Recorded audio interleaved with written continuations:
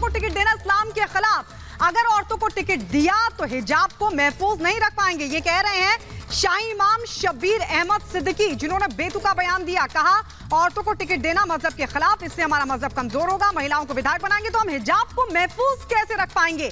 ये बयान शब्बीर अहमद सिद्दीकी का, जो कि जामा मस्जिद के शाही इमाम हैं।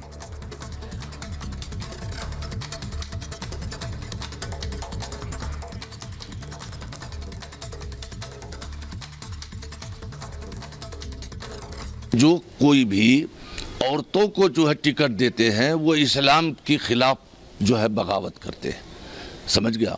इस्लाम के खिलाफ उनका ये अमल है। इससे हमारा मजहब कमज़ोर होगा। कमज़ोर इसलिए होगा कि देखिए कल चल के कर्नाटक में हिजाब का मसला चला, उस पर काफ़ी हंगामा हुआ है ना।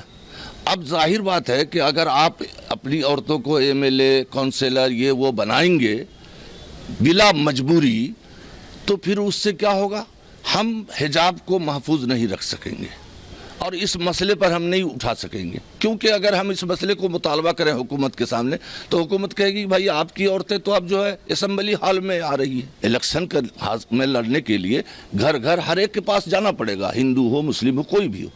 और इस्लाम में औरत की आवाज़ भी औरत है, इसलिए मैं इसका सख्त मुखालिफ हूँ। तो अहमद सिद्दीकी ने क्या कहा, हमने आपको सुनाया। अमित हमारे से सीधे ग्राउंड जीरो से जुड़ रहे हैं। अमित, ये बात तो साफ है, जो इन्होंने बयान दिया है उससे ये संदेश तो साफ है कि हिजाब को सुरक्षित कैसे रखेंगे।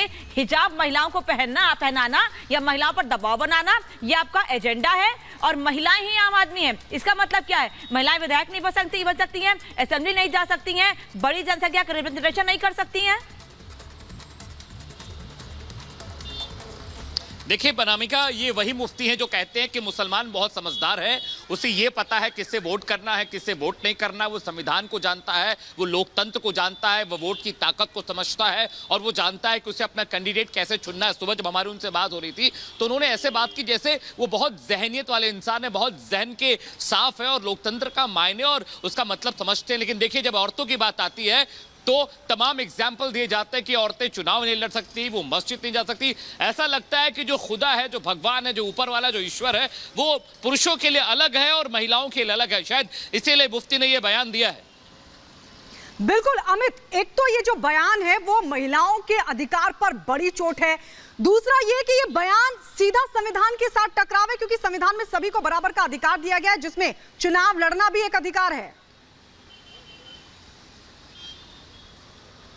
देखिए जैसा गायत्री आप कह रही हैं, इस तरह की बातें चुनाव से ठीक पहले करना, चुनाव के वक्त करना, ये कोई पहली बार नहीं है जब किसी मुफ्ती किसी मौलाना ने महिलाओं के खिलाफ ये बातें कही। और लोकतंत्र ये कहता है कि महिला भी चुनाव लड़ सकती है, वो भी पार्टिसिपेशन अपना दिखा सकती है। लेकिन मुफ्ती साहब ये कहते हैं महिलाएं सिर्फ घर में खाना बनाने के लिए हैं, महिलाओं को सिर्फ बच्चे पैदा करना, विवाह करने के लिए उनको रखिए। वो मस्जिद नहीं जा सकती, वो पब्लिक प्लेसेस पर नहीं जा सकती, अपनी आवाज़ मुखर नहीं कर सकती। तो ये पहली मर्तबा नहीं जब किसी मस्जिद के इमाम ने, मौलाना ने, मौलवी में ऐसी बात कही। महिलाओं के अधिकार की बात आती है तो थोड़ा संकीर्ण मानसिकता देखने को मिलती है। लेकिन जब चुनाव की बात, संकीर्ण मानसिकता तो दिख ही रही है। जो बयान दिया है इन्होंने, आप मौलाना हैं, आप पर जिम्मेदारी है लोगों को जागरूक करने की, लेकिन अगर आपकी मानसिकता ऐसी है तो लोगों को जागरूक क्या करेंगे आप। मृदुल भी हमारे साथ जुड़ गए हैं।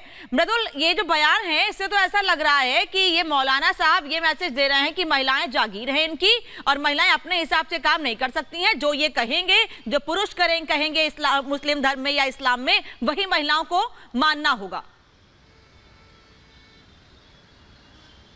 बिल्कुल अनामिका, कहा जा सकता है, क्योंकि आप देखिए जो ये मौलाना हैं और जब महिलाओं के अधिकार की बात आती है तो इस संविधान में बराबरी का अधिकार भी दिया गया है। महिलाओं को चुनाव लड़ने में आरक्षण देने की बात भी सामने आती है। लेकिन मौलाना एक अलग तरह का तर्क ले आते हैं और इस तर्क को अगर देखा जाए तो इसमें छिपा हो सकता है, क्योंकि चुनावों के दौरान इस तरह की बयानबाजी ये बताने के लिए काफ़ी है कि इनके दिमाग में क्या चल रहा है। और जैसा आपने कहा कि जागीर समझा जा रहा है, बिल्कुल इसमें कहना भी गुरेज नहीं किया जा सकता है कि महिलाओं को अपनी जागीर समझ रहे हैं। आपने पहले भी कई मर्तबा देखा होगा अनामिका, जब इस देश में चुनाव होते हैं तब महिलाओं को लेकर इसी तरह की बयानबाजी दी जाती है। आमतौर पर जब महिला प्रत्याशी मैदान में होती है तब भी इस तरह की भाषा का इस्तेमाल किया जाता है। लेकिन मौलाना जो बिल्कुल मृदुल, शुक्रिया आपका अमित, आपका भी बहुत